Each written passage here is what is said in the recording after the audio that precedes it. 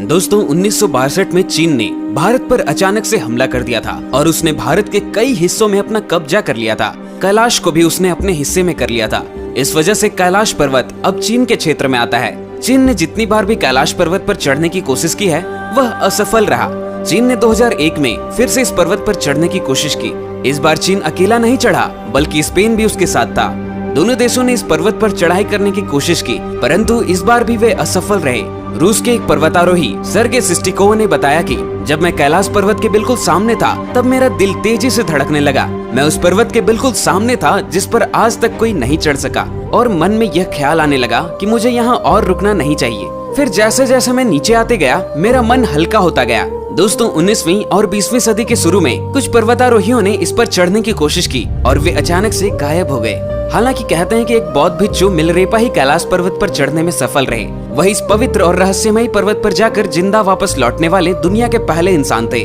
दोस्तों कहा जाता है कि जिसने कभी भी कोई पाप नहीं किया हो केवल वही कैलाश पर्वत पर चढ़ सकता है। दोस्तों कैलाश पर्वत पर उसके आसपास के वातावरण पर अध्ययन कर रहे वैज्ञानिक जार निकोलाई रोमनोव और उसकी टीम ने तिब्बत के मंदिरों में धर्म गुरुओं से मुलाकात की। उन्होंने बताया कि कैलाश पर्वत के चारों ओर एक अलौकिक शक्ति का प्रवाह होता है। कैलाश पर्वत पर दुनिया भर के वैज्ञानिकों ने रिसर्च की है। इस पर रिसर्च करने वाले वैज्ञानिकों ने कैलाश पर्वत पर चढ़ने को असंभव बताया है।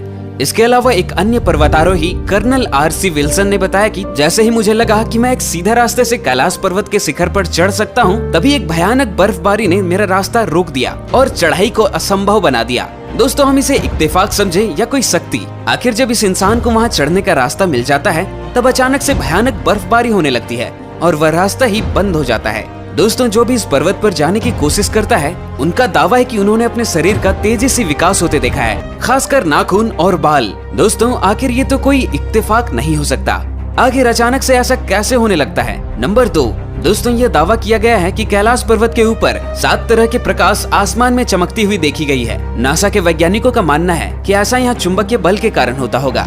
नंबर 3, कैलाश पर्वत और मानसरोवर झील के क्षेत्र में निरंतर ओम और डमरू के बजने जैसी आवाज आती है। वैज्ञानिक मानते हैं कि यह बर्फ के पिघलने की भी आवाज हो सकती है। चलिए मान भी लेते हैं कि इन सभी के पीछे शायद यह कारण हो सकता है, लेकिन आश्चर्य की बात है कि इस पूरे पर्वत पर प्राकृतिक तौर पर ओम की आकृति बनी हुई है। यह आकृति यहाँ हर साल पड़ने वाली बर्फ से बनती है। दोस्तों एक रूसी डॉक्टर का यह भी दावा है कि एक क्षत की खामोशी में पहाड़ के भीतर एक अजीब तरह की फुसफुसाहटों की आवाज सुनाई देती है। उनके टीम को ऐसा लगा कि इस पर्वत के अंदर कुछ लोग रहते हैं। दोस्तों इन सभी बातों को हम अनदेखा नहीं कर सकते हैं कि अचानक से नाखून और बालों का विकास होने लगता है और जब कोई इंसान वहां पहुंचने वाला ही होता है तब अचानक से भयानक बर्फबारी होकर उसका रास्ता बंद हो जाता है। दोस्तों मेरा मानना है कि जहाँ स्वयं महादेव हो वहाँ क्या साइंस और क्या नासा। तो दोस्तों यही सब थे कैलाश पर्वत के कुछ अननोन सीक्रेट्स। और दोस्तों अगर आपको आज का ये वीडियो अच्छा लगा हमें सपोर्ट करने के लिए हमारे चैनल को सब्सक्राइब जरूर करें और कमेंट्स में हर